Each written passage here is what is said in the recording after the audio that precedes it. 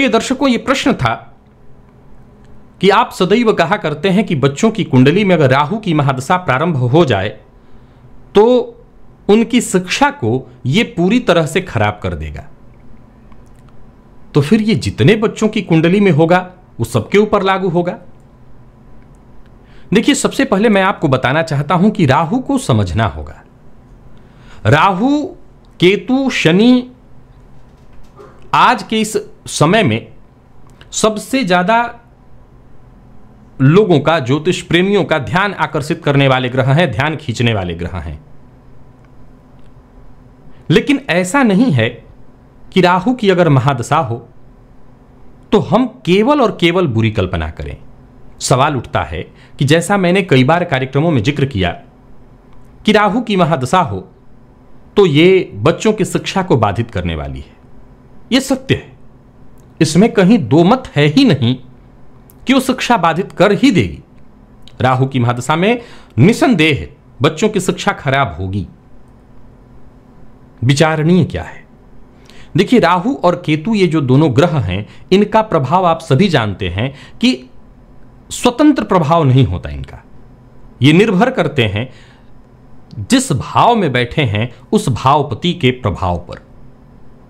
विशेषकर ये पीड़ित हो जाएं, पापग्रह जैसे शनि इत्यादि से दृष्ट हो जाएं, तब तो निसंदेह राहु की महादशा शिक्षा को पूरी तरह से बाधित करने वाली होगी। इसमें कहीं कोई दो मत नहीं है। लेकिन ऐसा नहीं है कि राहु की महादशा सदैव सबको नुकसान पहुंचाती है। मैंने कई बार इसका भी जिक्र किया है कि राहु की महादशा में बहुत सारे लोग अपने जीवन के सर्वोच्च पद पर पहुंचे। राहु की महादशा में सर्वोत्कृष्ट सफलता उन्होंने हासिल की। इसके पीछे भी राहु और केतु का अकेला कोई प्रभाव नहीं है। ऐसा मैं नहीं कहता कि राहु और केतु ने उनको ऐसा दे दिया, असंभव है ये। राहु और केतु का प्रभाव ही निर्भर करता है कि वो किस भाव में बैठे हैं, उस भाव के भावपति किस अवस्था में है।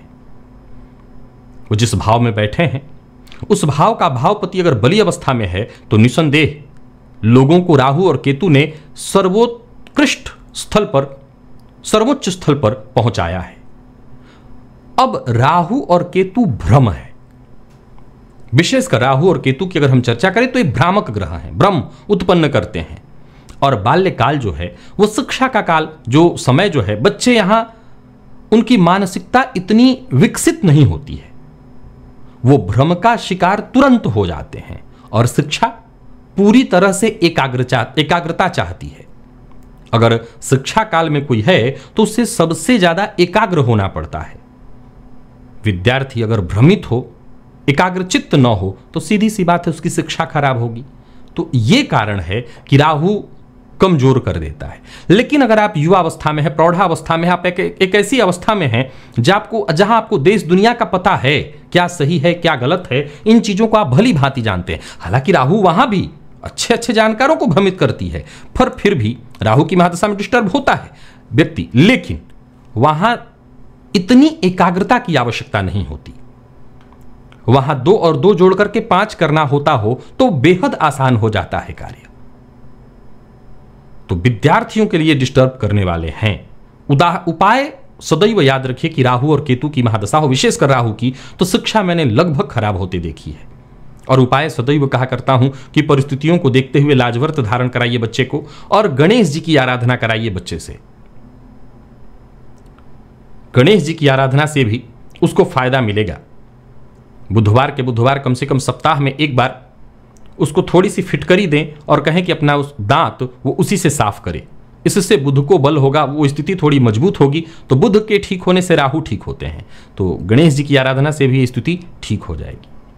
तो आप ये उपाय कराएं। और हां, ध्यान दें, यहां घबराने और परेशान होने का विषय नहीं है, यह समझने का विषय है। राहु भ्रम उत्पन्न कर देते हैं। तो आशा करता हूं राहु के प्रभाव को आपने समझा होगा, बाकी के माता पिता ने समझा होगा जिनके बच्चे की जन्म कुंडली में राहु की महादशा चल रही है और वो चिंतित है, होंगे ही, मैं जानता हूं। वो बच्चे के स्वभाव को चिड़चिड़ा, जिद्दी, गुस्सैल बना रहे होंगे। तो आप ये जो उपाय मैंने बताया इसे करिए और घबराने की नहीं, समझने की आवश्यकता है।